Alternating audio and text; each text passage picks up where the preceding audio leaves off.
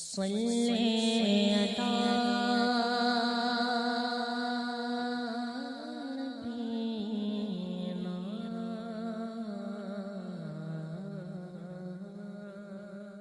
پرانے دکھ کی بات چھیڑیں تو ان باتوں میں وہ دکھ تازہ ہو جائے گا، کسی خوشی کا تذکرہ کریں تو چہرے پہ مسرت پھیل جائے گی، دکھ زیادہ ہو جائیں بات مدینے کی چھیڑ دیں، دکھ دور ہوں گے کہ نہیں ہوں گے۔ حضرت شیخ شبلی علیہ رحمہ بہت بڑے بزرگ گزرے ہیں، آپ معارف اسم ذات بیان فرما رہے تھے کہ اللہ کا نام لینے سے دل میں سکون آتا ہے اور دل کی کیفیت بدلتی ہے، من میں اجالے اور روشنیاں پیدا ہوتی ہیں۔ ابو علی سینا جو اس دور کا بہت بڑا فلسفی تھا وہ اس مجلس میں موجود تھا، وہ کہنے لگا یہ آپ نے عجیب بات کہہ دی، اللہ تعالیٰ کی ذات تو مؤثر ہے لیکن نام میں کیا رکھا ہے؟ ہمارے جو فلسفی حضرات ہیں وہ ہر چیز کی 4 شکلیں بیان کرتے ہیں، ہر شے کی 4 شکلیں ہیں، ایک شکل خارجی، ایک شکل ذہنی، ایک شکل کتابی اور ایک شکل لفظی۔ مثال کے طور پہ ہم آگ لفظ بولیں، ایک آگ تو وہ ہے جو باہر روشن اور جل رہی ہے، اس میں ہاتھ لگائیں گے تو جل جائے گا ہاتھ۔ دوسری آگ وہ ہے جو زبان سے لفظ آگ ہم بول رہے ہیں۔ تیسرا، جب لفظ آگ کہیں گے تو دماغ میں اس کا تصور آئے گا۔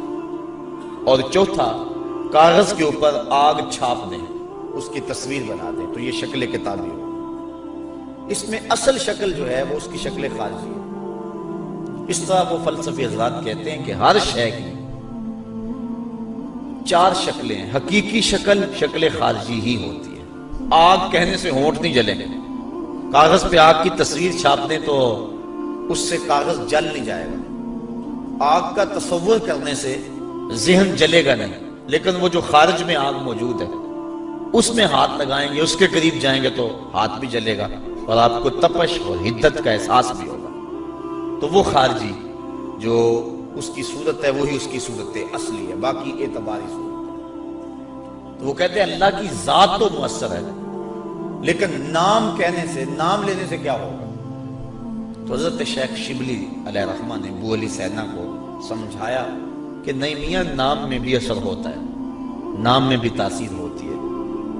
وہ کہنے لگا نہیں، مؤثر تو صرف صورت خارجی ہوتی ہے، لہذا میں اس بات کو تسلیم کرنے کو تیار نہیں۔ ضد میں آ گیا، میں نے عرض کر دیا کہ بزرگوں کا ایک اپنا طریقہ ہوتا ہے۔ تو حضرت شیخ شبلی تھوڑا سا غصے میں آ گئے اور فرمانے لگے ابو علی سینا، میں تیرے سے کیا بات کروں، تو گدھا ہے۔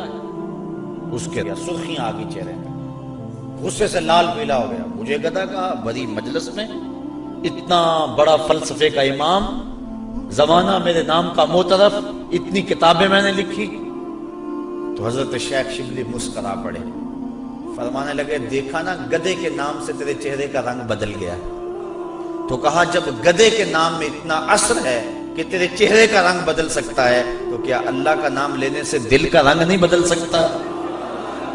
تو اس کا نام لوگے تو دل بدلے گا اور دل قرار پائے گا، دل کو نور نصیب ہوگا، دل کو اجالا ملے گا اس کے بابرکت نام لینے سے۔ اس لیے جب زبان سے بندہ اللہ اللہ کہتا رہتا ہے تو اس کے اثرات اس کے دل پر مرتب ہوتے ہیں، اور کثرت سے ذکر کرنے والا شخص اس کا دل پر نور ہو جاتا ہے۔ بلکہ ہم نے تو تصوف کی کتابوں میں پڑھا ہے، جب کوئی شخص ایک مرتبہ اللہ کہتا ہے اللہ تعالیٰ اس کی طرف نظر رحمت سے دیکھتا ہے، اور جس کی طرف اللہ تعالیٰ نظر رحمت سے دیکھ لے اس کے 70 گنا جل کے راکھ ہو جاتے ہیں۔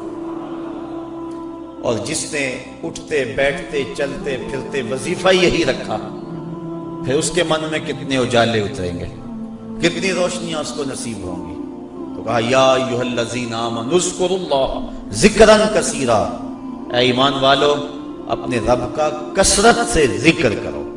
اور میرے اور آپ کے آقا و مولا حضور نبی رحمت صلی اللہ علیہ وآلہ وسلم نے ارشاد فرمایا، اللہ کا ذکر اس انداز سے کرو کہ لوگ تمہیں مجنون کہیں یہ تو پاگل ہو گیا۔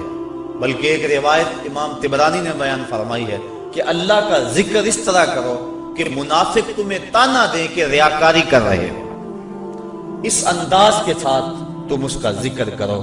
میرے حضور قبلہ عالم فرماتے ہیں اٹھ دی بیندی ٹر دی پھر دی ستے آنتے جاگ دی، نام جھپ دی روتے کھپ دی ویخ سر اس راگ دی، نام جھپیاں قرب ملدا نام دی کر پوری سام، شیشے وچ کستوری جے کر پھر ضرورت کاگ دی۔ تیرے تو سب کچھ اندر ہی رکھا ہوا ہے، تو ذرا غور تو کر، تفکر تو کر، ذرا اس کو آواز تو دیکھ کے دیکھ۔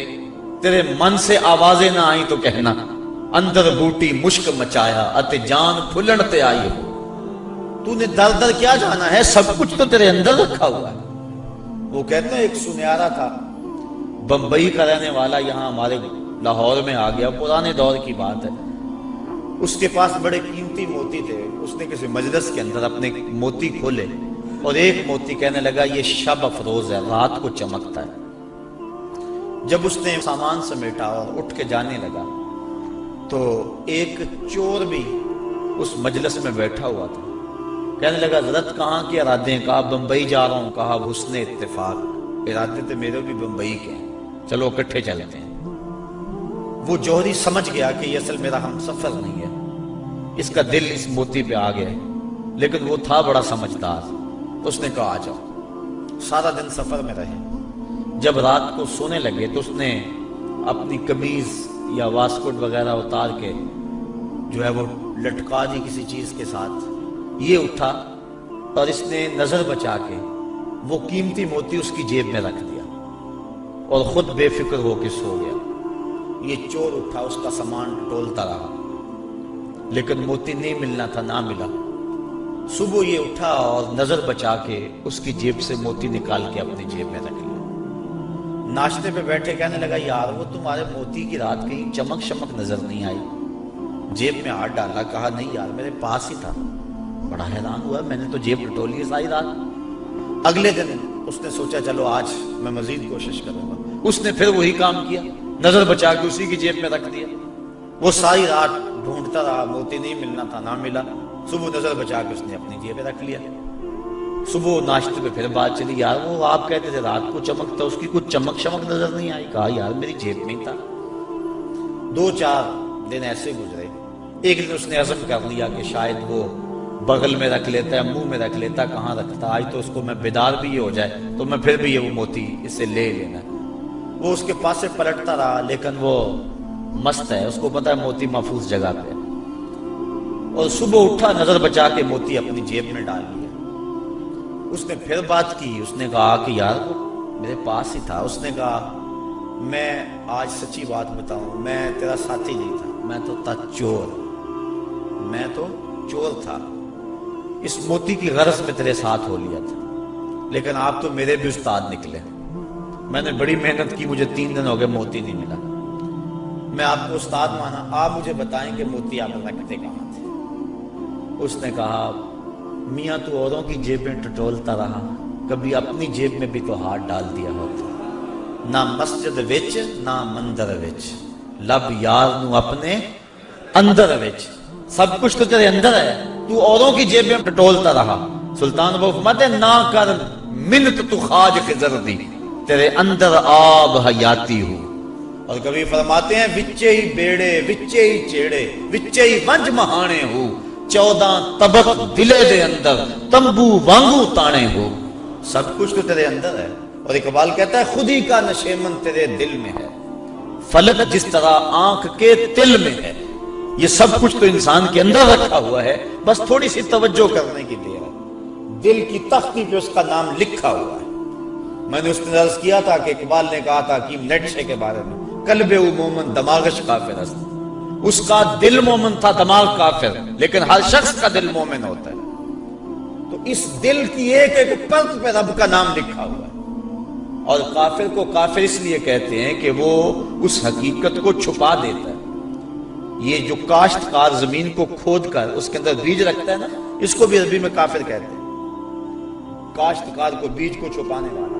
تو کافر کو کافر اس لیے کہتے ہیں کہ وہ حق کو چھپاتا ہے۔ ہمارے سینے کے اندر ہمارے رب کا نام موجود ہے، اور دل تو ٹھکانہ ہی اس کا ہے، دل تو بنایا ہی اس لیے ہے کہ یہ اللہ کا عرش بنے، اور وہ فرماتا ہے کہ میں زمین و آسمان میں کہیں نہیں سماتا، مجھے ڈھونڈنا ہو تو مومن کے دل میں تلاش کرو۔ دلوں کے اندر اس کے ڈیرے اور اس کے بسیرے ہیں، تو اس کا ذکر کر کے دل جلا پاتا ہے۔